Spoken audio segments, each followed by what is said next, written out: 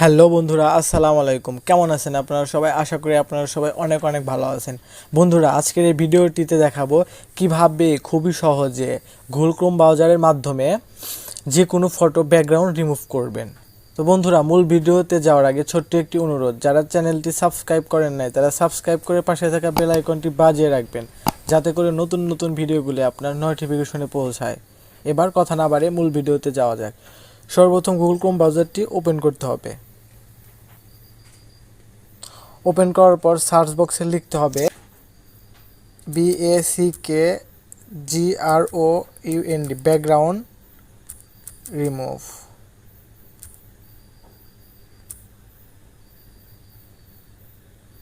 লিখে সার্চ করার পর এরকম ইন্টারফেস শো করবে। সর্বপ্রথম যে অপশনটি আছে রিমুভ ইমেজ ব্যাকগ্রাউন্ড, এটার উপর ক্লিক করবেন।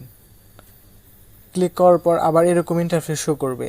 এখানে আপলোড ইমেজ এই লেখার উপর ক্লিক করবেন। ক্লিক করার পর ডাইরেক্ট আপনার গ্যালারি শো করবে। এখান থেকে আপনি যে পিকটা ব্যাকগ্রাউন্ড রিমুভ করতে চাইতেছেন সেই পিকটা সিলেক্ট করবেন।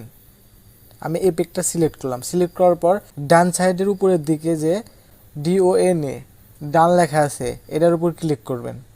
ক্লিক করার পর কিছুক্ষণ অপেক্ষা করবেন।